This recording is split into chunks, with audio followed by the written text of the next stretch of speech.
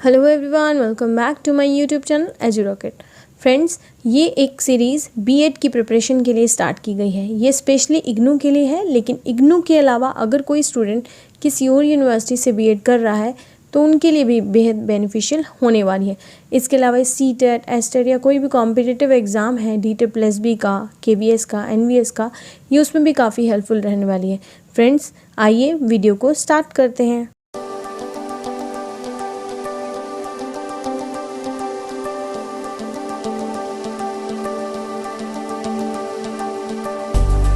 Friends, इस video में हम आपके लिए लेकर आए हैं BES 1, 2, 3 का ब्लॉक 1।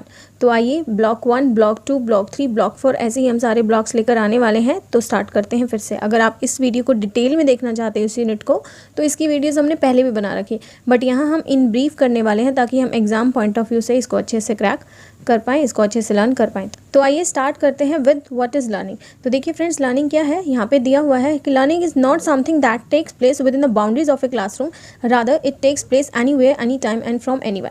हाँ जी, लर्निंग वो चीज़ है जो सिर्फ क्लासरूम में नहीं होती, वो कहीं भी हैपन हो सकती है, किसी के भी द्वारा हो सकती है और किसी भी समय हो सकती है।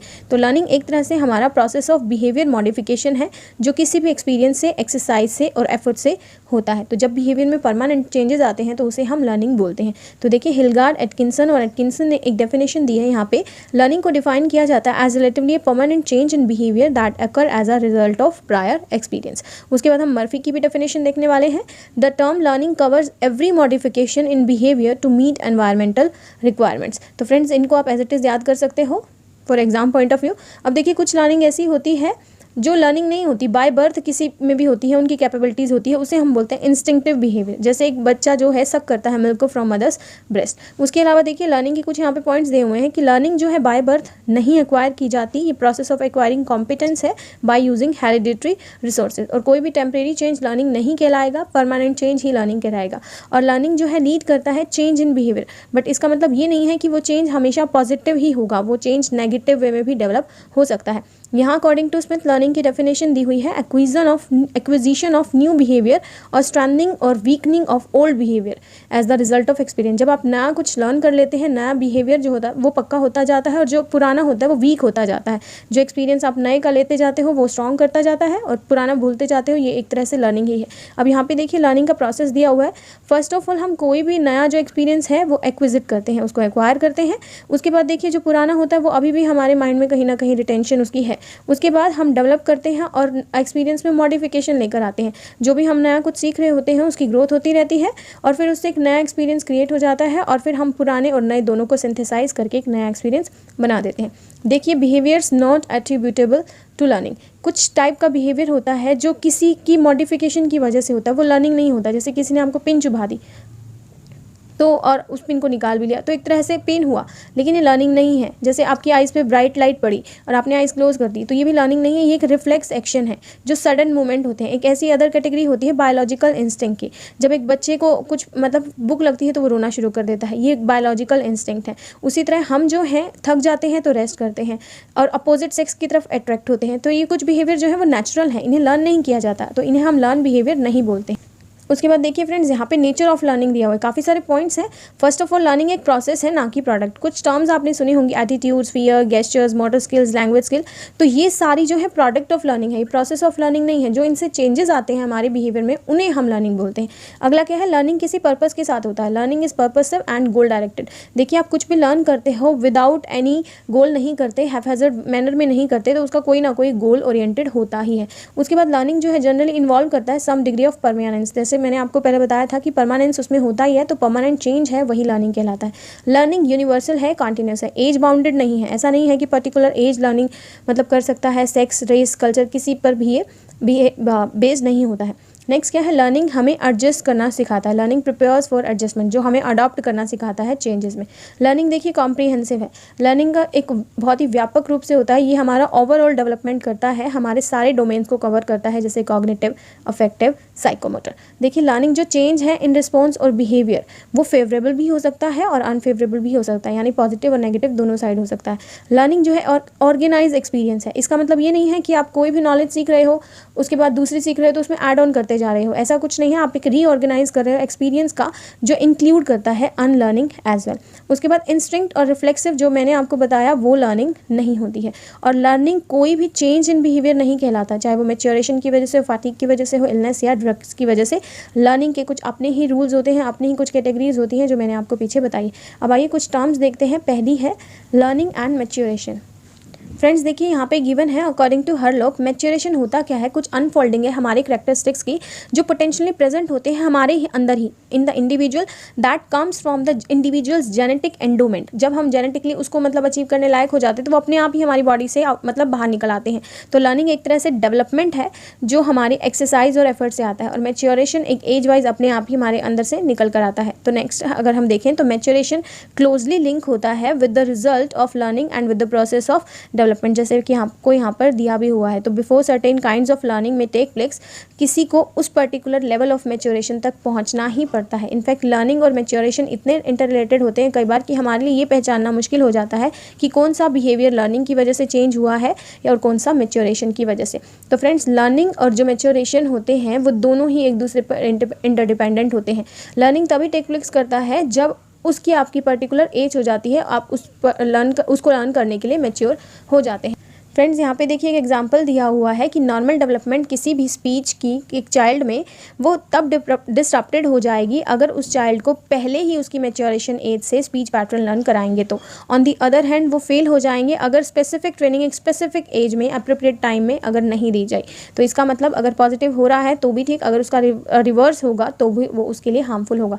और अगर फ्रेंड्स इन दोनों में डिफरेंस आता है लर्निंग और मैच्योरेशन में, तो लर्निंग जो है हमेशा एनवायरनमेंट पे बेस्ड होता है, मैच्योरेशन एक हेरिडिटरी है। लर्निंग को करने के लिए आपको मोटिवेशन की रिक्वायरमेंट होती है जबकि मैच्योरेशन के लिए नहीं होती। लर्निंग एक मेंटली प्रोसेस है और मैच्योरेशन एक मेंटली और फिजिकली दोनों ही प्रोसेस है। लर्निंग में प्रोसेस ऑफ एक्वायरिंग होता है नॉलेज, स्किल्स और बिहेवियर का, जबकि जो मैच्योरेशन है उसमें प्रोसेस ऑफ बिकमिंग मैच्योर होता है। लर्निंग किसी भी एक्सटर्नल स्टिमुली की हेल्प से होती है जबकि मैच्योरेशन में ऐसे कोई नीड नहीं होती है। लर्निंग थ्रू प्रैक्टिकल और प्रैक्टिस और एक्सपीरियंस दोनों होता है, जबकि मैच्योरेशन जो है वो इंडिविजुअल की ग्रोथ और डेवलपमेंट पे होता है। नेक्स्ट जो है लर्निंग एंड टीचिंग। देखिए टीचिंग एक सिस्टम है ऑफ एक्शन का जो इंड्यूस करता है लर्निंग को थ्रू इंटरपर्सनल रिलेशनशिप। ये एक पर्पसफुल सोशल और प्रोफेशनल एक्टिविटी होती है। जो अल्टीमेट गोल होता है टीचिंग का वो यही होता है कि हमें एक चाइल्ड की डेवलपमेंट करनी है। अगर टोटल टास्क की बात की जाए टीचिंग की तो इसको प्रोड्यूस करना होता है, प्रोवाइड करना होता है कंड्यूसिव एनवायरनमेंट, ताकि एक बच्चा उसमें आकर लर्न कर पाए और अपने आप को एक्सप्लोर कर पाए, अपनी पोटेंशियल जो है हाईएस्ट लेवल ऑफ पोटेंशियल तक पहुंच पाए। जैसे कि हम हेल्प करते हैं लर्नर को इन्फॉर्मेशन एक्वायर करने में, आइडिया, स्किल्स या वे ऑफ थिंकिंग और मीन्स ऑफ एक्सप्रेसिंग देमसेल्फ, तो इसका मतलब हम उसको टीच कर रहे हैं कि लर्न कैसे करना है। इनफैक्ट मोस्ट इंपॉर्टेंट थिंग यही होती है कि कैसे एक इंडिविजुअल लर्न करता है उससे पहले ये जाना जाए या ये जानना चाहिए हमें कि कैसे उसे टीच किया जा रहा है, कैसे उसे पढ़ाया जा रहा है। तो देखा जाए तो लर्निंग और टीचिंग दोनों ही हैं towards a goal for developing a new knowledge, skills and behaviour work करते हैं, लेकिन फिर भी दोनों में बहुत डिफरेंस होता है। टीचिंग क्या करता है, हमारे अंदर एक नॉलेज इम्पार्ट करता है, जबकि लर्निंग क्या करता है, एक्विजिशन है किसी नॉलेज का, बिहेवियर का, स्किल्स का और वैल्यूज़ का। टीचिंग के लिए हमेशा आपको एक लर्नर, एक टीचर मतलब चाहिए होते हैं, लेकिन लर्निंग में ऐसे किसी की नीड नहीं होती। You don't need someone to taught to learn something to you.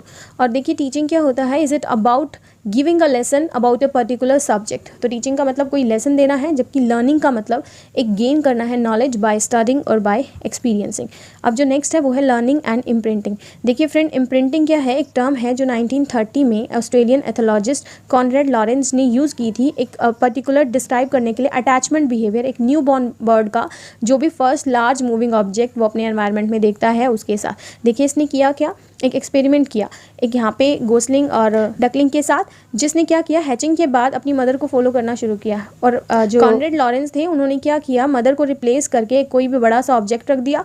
तो जो गोसलिंग और डकलिंग थे उन्होंने ऑब्जेक्ट को फॉलो करना शुरू किया। फिर उसने उसके बाद खुद को as a moving object, first moving object रखा और रिप्लेस कर दिया। और फिर क्या किया, गोसलिंग और डकलिंग ने उनको फॉलो करना शुरू कर दिया। तो इसका मतलब क्या है कि एक प्रोसेस जो है ये लर्निंग का, ये किसी भी ट्रेनिंग और एक्सपीरियंस पे नहीं है, ये एक सेंस है स्ट्रॉन्ग कनेक्शन या अटैचमेंट का जो बनता है between the new born baby organism और जो भी वो पहला ऑब्जेक्ट देखते हैं जिनकी तरफ वो रिस्पॉन्ड करते हैं। तो ये अटैचमेंट बिहेवियर हर एक स्पीसीज के लिए नहीं होता, ये एक स्पेसिफिक बिहेवियर होता है जो डिफरेंट होता है from the actual process of learning. तो ये भी एक टाइप की लर्निंग है। उसके बाद देखिए डायमेंशन ऑफ लर्निंग की बात की जाए, dimension of learning friends 5 type का है।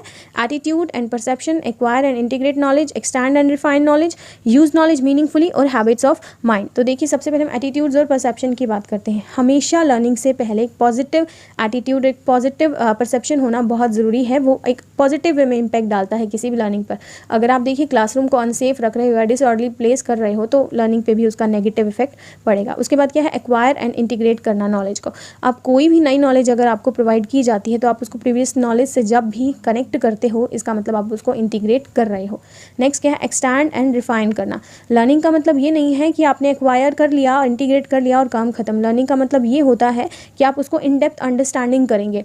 ये प्रोसेस जो एक्सटेंडिंग और रिफाइनिंग का होता है अपनी नॉलेज को, जिसमें आप कोई भी नया डिस्टिंक्शन या कोई भी मिसकंसेप्शन हो उसको क्लियर करना, किसी कंक्लूजन तक पहुंचना, ये सब काम करते हो। जिसमें क्लासीफाई, एब्स्ट्रैक्टिंग, रीजनिंग करना, चाहे वो इंडक्टिव हो या डिडक्टिव हो, एनालाइज करना, ये सब आ जाते हैं। नेक्स्ट है उसी नॉलेज को मीनिंगफुली यूज़ करना। अब आपने नॉलेज ग्रैब कर ली है, अब आपको कोई भी मीनिंगफुल टास्क करने हैं, जैसे कि आपको कोई डिसीजन मेक करना है, एक्सपेरिमेंटल इंक्वायरी करनी है, इन्वेस्टिगेट करना है, एनालिसिस करना है, प्रॉब्लम सॉल्व करनी है। तो एक तरह से आपको भी स्टूडेंट्स को अपॉर्चुनिटी देनी है कि वो भी अपनी नॉलेज को मीनिंगफुली यूज़ कर पाए। नेक्स्ट क्या है, हैबिट्स ऑफ माइंड। देखिए एक लर्नर तब इफेक्टिव लर्नर बनता है जब अपनी powerful habits of mind generate करने लग जाता है, डेवलप करता है। वो क्रिटिकली थिंक करना शुरू कर देता है, वो क्रिएटिवली चीज़ों को करना शुरू कर देता है, वो रेगुलेट करता है अपने बिहेवियर को। तो हैबिट ऑफ प्रिजर्विंग, अपनी ही ऑन नॉलेज की लिमिट्स को पुश करना, एबिलिटीज़ जनरेट करना, ट्रस्ट करना, अपना ही ओन स्टैंडर्ड जो है एवेल्यूएट करना खुद से, क्रिएटिवली थिंक करना, अप्रोप्रिएट प्लान करना, आइडेंटिफाई करना, नेसेसरी रिसोर्सेज का यूज़ करना, एवेल्यूएट करना, ये जो सारे डायमेंशंस हैं, ये सारे वर्क हैं वो हैबिट्स ऑफ माइंड में इनकलकेट होते हैं। तो ये 5 जो डायमेंशन हमने पढ़े हैं फ्रेंड्स, ये आइसोलेशन में वर्क नहीं करते, ये एक साथ मिलकर ही काम करते हैं। अब हम देखते हैं learning as a psychological and social construct. First of all friends हम ये टर्म देखते हैं, कंस्ट्रक्ट होता क्या है। कंस्ट्रक्ट एक तरह से एट्रीब्यूट है जिसे हम कोई भी फिजिकल एट्रीब्यूट जैसे वेट और हाइट है इसकी तरह मेजर नहीं कर सकते, बल्कि किसी के बिहेवियर में ऑब्जर्व कर सकते हैं। तो देखिए फर्स्टली लर्निंग को एज ए साइकोलॉजिकल कंस्ट्रक्ट, देखिए दो बिहेवियरिस्ट और कॉग्निटिविस्ट ने लर्निंग को एज ए साइकोलॉजिकल कंस्ट्रक्ट भी माना है। तो बिहेवियरिस्ट क्या करते हैं, फोकस करते हैं किसी भी ऑब्जर्वेबल बिहेवियर पर, उसके बिहेवियर को ऑब्जर्व करते हैं, जबकि कॉग्निटिविस्ट क्या करते हैं, वो इंटरनल कॉग्निटिव प्रोसेसिंग यानी जिसमें ब्रेन और नर्वसनेस का यूज़ होता है, उस सिस्टम को लर्निंग के लिए यूज़ करते हैं। और जबकि जो बिहेवियरिस्ट हैं वो ट्रेन करते हैं इंडिविजुअल को किसी भी डिज़ायर बिहेवियर के लिए। तो एक तरह से कॉग्निटिविस्ट जो होते हैं वो कैसे इन्फॉर्मेशन प्रोसेस की जाती है उस पर फोकस रखते हैं। देखिए गेस्टाल्ट भी हैं, लेकिन इनका पॉइंट ऑफ व्यू पर्सपेक्टिव जो है वो बिल्कुल अलग है as compare to these two. ये फोकस करते हैं on the role of perception, सूझबूझ पर, इंसाइट पर और मीनिंग पर as the key element of learning. ये परसीव करते हैं इंडिविजुअल को एज अ परसेप्चुअल ऑर्गेनिज्म जो ऑर्गेनाइज करता है, इंटरप्रेट करता है और किसी भी इवेंट को मीनिंग देता है। अब बात करें learning as a social construct, तो इसमें जो है सोशली जो डिज़ायर्ड बिहेवियर हैं उसकी डेवलपमेंट से ही लर्निंग को एज ए सोशल कंस्ट्रक्ट माना जाता है। ये बाय ऑब्जर्वेशन और बाय सेल्फ रेगुलेशन होते हैं। तो आउटकम्स होता है इंटरेक्शन बिटवीन पीपल का। तो देखिए 1960 में बेंड्यूरा ने पोस्टुलेटेड किया था, एन ऑब्जर्वर जो लर्न कर सकता है बाय ऑब्जर्विंग विदाउट इमिटेटिंग, वो बिना इमिटेट किए ही ऑब्जर्व करके सिर्फ लर्न कर सकता है। उसने 4 प्रोसेस दिए हैं, 4 प्रिंसिपल्स हैं उसके, अटेंशन, रिटेंशन, बिहेवियर, रिहर्सल और मोटिवेशन। तो फ्रेंड्स इसके बाद हम देखते हैं लर्निंग स्टाइल्स। तो लर्निंग स्टाइल देखिए हर एक इंडिविजुअल, ये भी एक इंडिविजुअल डिफरेंस शो कर रहा है। हर एक इंडिविजुअल जो है अलग अलग स्टाइल में लर्न करता है, और ये लर्निंग स्टाइल ये बताते हैं कि कौन से इंडिविजुअल को कौन सा लर्निंग स्टाइल अप्रोच करना होता है फॉर गिविंग इन्फॉर्मेशन। तो यहाँ पे 4 टाइप के हैं, जैसे VAR के मॉडल भी बोला गया है, विजुअल, V से विजुअल, A से ऑडिटरी, R से रीडिंग और राइटिंग और K से काइनेस्थेटिक। तो ये 4 टाइप के लर्निंग मॉडल है जो हमें ये बताएंगे कि कैसे एक लर्नर जो है अब्जॉर्ब करता है किसी भी प्रोसेस को, कॉम्प्रीहेंड करता है और उस इन्फॉर्मेशन को रिटेन करता है। तो फ्रेंड्स फर्स्टली अगर हम देखें विजुअलाइजेशन, तो इसमें विजुअल किया जाता है, यानी देख कर, जैसे कि आपको इमेज दिखाई जाए, मैप दिखाई जाए, ग्राफिक ऑर्गन्स दिखाई जाए, तो उससे आप कोई भी इन्फॉर्मेशन अंडरस्टैंड कर सकते हो। सेकंड है ऑडिटरी, जिसमें लर्नर एक सुनकर या फिर बोलकर किसी लर्निंग को ग्रैब करता है। उसके बाद रीडिंग, राइटिंग, जहाँ पर जो वर्ड्स का है उससे वो बेस्ट लर्न करते हैं, वर्ड्स को यूज़ करके वो वर्ड्स को ही मतलब ट्रांसलेट कर सकते हैं किसी भी एब्स्ट्रैक्ट कॉन्सेप्ट को राइटिंग या रीडिंग, मतलब एक ऐसे उसकी फॉर्म में। अब अगला है काइनेस्थेटिक। काइनेस्थेटिक होता है जो टैक्टिक रिप्रेजेंटेशन ऑफ इन्फॉर्मेशन से कई स्टूडेंट्स लर्न करते हैं, जैसे थ्रू फिगरिंग थिंग्स, टच करके, फिजिकल प्रेजेंस के साथ। अब फ्रेंड्स जो नेक्स्ट है वो है पेस ऑफ लर्निंग। देखिए ये इंडिविजुअल डिफरेंस का दूसरा रीज़न है, पेस ऑफ लर्निंग। देखिए हर इंडिविजुअल यूनिक है, सबका पेस ऑफ लर्निंग, सबका स्पीड ऑफ लर्निंग अलग अलग होता है। और ये पेस ऑफ लर्निंग होता यही है कि कौन सा इंडिविजुअल किस रेट पर लर्न कर रहा है। तो यहाँ पर देखिए रोल दिया गया है टीचर का, अगर उसकी क्लास में कुछ ऐसे बच्चे आ जाएँ जो अलग अलग पेस ऑफ लर्निंग में लर्न कर रहे हैं, तो वो क्या कर सकती है, वो उनको कभी भी पहले तो इतने सारे कॉन्सेप्ट एक ही टाइम में एक्सप्लेन ना करे, वो एक्सप्लेन करे हर कॉन्सेप्ट को और हर बच्चे को इन्वॉल्व करके, ताकि वो खुद से बच्चे जो हैं उसको एक्सप्लेन करके दिखा पाएँ। और जो भी एग्जाम्पल देने हो वो बच्चों से पूछे जाएँ, खुद ना दे, ताकि वो अपनी लर्निंग को पहले की प्रीवियस नॉलेज से अटैच कर पाएँ। उसके बाद देखिए टाइम लिमिट भी आप दे सकते हो। अगर ग्रुप में एक्टिविटी है तो पर्सनली किसी को, मतलब किसी इंडिविजुअल को एंगेज कर सकते हो इस टास्क के लिए। उसके बाद देखिए आप एनालाइज करेंगे कि कितना, मतलब कौन से टास्क के लिए कितना टाइम इनफ था या मोर देन इनफ था। तो कुछ ऐसी ही एक्टिविटीज़ आप अपने बच्चों के साथ करा सकते हो और उनका पेस ऑफ लर्निंग जो है उसको और भी इंक्रीज कर सकते हो। तो फ्रेंड अगला है मोड्स ऑफ लर्निंग। तो यहाँ पे देखिए 4 टाइप्स के मोड्स दिए हुए हैं लर्निंग के। फर्स्ट है लर्निंग बाय ऑब्जर्वेशन। कुछ जो होते हैं ऑब्जर्व करके सीखते हैं, जिसमें एक्ट ऑफ परसीविंग होता है या ऑब्जर्विंग होता है स्टिमुलस को। इसमें हम सिर्फ ये नहीं है कि हम देख रहे हैं और सीख रहे हैं, इसमें हम ऑल दी सेंस ऑर्गन्स जो होती है हमारी उसको यूज़ करते हैं, परसीव करते हैं, देखते हैं, सुनते हैं, स्मेल करते हैं, टेस्ट करते हैं और टच करते हैं। जैसे अल्बर्ट बंड्यूरा के हमने 4 प्रोसेस आपको पीछे दिखाए थे, अटेंशन, डिटेंशन, बिहेवियर रिहर्सल और मोटिवेशन। उसके बाद होता है लर्निंग बाय इमिटेशन। कुछ जो होते हैं इमिटेट करके सीखते हैं, नकल करके सीखते हैं, जिसे 2 ब्रॉड कैटेगरीज में बांटा गया है। एक अनकॉन्शियसली सीखते हैं और एक डेलिब्रेट यानी कि जानबूझ कर सीखते हैं। जो थर्ड है वो है learning by trial and error. देखिए नंबर ऑफ अटेम्प्ट्स करते हैं, एरर आते हैं, उनको खुद से रेक्टिफाई करते हैं। तो ये थॉर्नडाइक की थ्योरी है, इससे भी एक बच्चा सीखता है। और जो लास्ट है वो है लर्निंग बाय इनसाइट। जब सूझबूझ के साथ कोई इंसान सीखता है, तो गेस्टाल्ट साइकोलॉजिस्ट में जो कॉलर थे, फेमस एक्सपेरिमेंट किया था उन्होंने चिंपैंजी और बनानास पर, तो वो एक लर्निंग बाय इनसाइट है। अब नेक्स्ट है फ्रेंड्स ट्रांसफर और लर्निंग। तो फ्रेंड्स अगर इसकी डेफिनेशन की बात की जाए तो यूज़ करना प्रीवियसली एक्वायर्ड लर्निंग को और स्किल्स को हमारी नई लर्निंग में, उसे ही हम ट्रांसफर ऑफ लर्निंग बोलते हैं। तो types of transfer of learning 3 type के होते हैं, पॉजिटिव, नेगेटिव और जीरो ट्रांसफर। पॉजिटिव ट्रांसफर क्या होता है? जब भी हम एक्विजिशन करते हैं एक टाइप की लर्निंग को, तो हमारी जो पहले वाली होती है वो फैसिलिटेट करती है उसको लर्निंग। फॉर एन एग्जाम्पल, कभी आपने बचपन में टेबल्स लर्न की होंगी, तो जो बड़े हो जाते हो, जिससे आपको रोट लर्निंग का कॉन्सेप्ट अच्छा हो गया, और जब बड़े होने के बाद मैथ्स के जब फॉर्मुलेज लर्न करने थे तो रोट लर्निंग की वजह से हमने वो इजीली कर ली। या फिर कई बार आप साइकिल सीख रहे हो, सीख चुके हो और स्कूटी सीखना चाहते हो तो बैलेंस मेंटेन करना आ जाता है। उसी प्रकार से वायलिन सीख रखा, पियानो सीख रहे, तो ये भी एक पॉजिटिव जो ट्रांसफर ऑफ लर्निंग है उसका एग्जाम्पल है। नेक्स्ट है नेगेटिव ट्रांसफर ऑफ लर्निंग। जब एक नई टाइप की लर्निंग जो है उसको करते वक्त प्रीवियस लर्निंग एक हिंड्रेंस का काम करती है, यानी रुकावट पैदा करती है। जैसे कि सपोज किसी ने एक लैंग्वेज सीख रखी है, सपोज तेलुगु सीख रखी है, अब वो मलयालम सीखना चाह रहे हैं, तो एक तरह से उनको ये रुकावट पैदा करेगी और वो सीखने में दिक्कत लेकर आएंगे। अब जैसे स्कूटी सीखी थी, अब बाइक सीख रहे हैं, तो क्लचेस वगैरह का जो फंक्शन होता है वो भी एक तरह से हिंड्रेंस का काम करता है। सपोज किसी फ्रेंड का फ़ोन नंबर चेंज हो गया हो, तो पहले वाला भूलने इतना आसान नहीं होता और नया याद करना इतना मुश्किल नहीं है, तो दोनों के बीच में एक हिंड्रेंस पैदा हो रही है। नेक्स्ट है जीरो ट्रांसफर, जिसका कोई फर्क नहीं पड़ता, आपकी प्रीवियस लर्निंग का कोई इफेक्ट नहीं पड़ता आपकी सबसिक्वेंट लर्निंग पर। जैसे कि एक क्रिकेटर है, आप इंप्रूव कर रहे हैं बॉलिंग स्किल, तो इसका कोई भी इम्पैक्ट नहीं है। दूसरा, आपकी नॉलेज ऑफ हिस्ट्री, अगर आप ड्राइविंग अ कार लर्न करना सीख रहे हो तो वहाँ पर इसका कोई इम्पैक्ट नहीं पड़ेगा। तो फ्रेंड्स ये थी यूनिट 1। अगर आपको ये वीडियो पसंद आई हो तो प्लीज़ इसे लाइक, शेयर और हमारे चैनल को सब्सक्राइब करना ना भूलें। मिलते हैं नेक्स्ट वीडियो में। Still then bye bye and take care.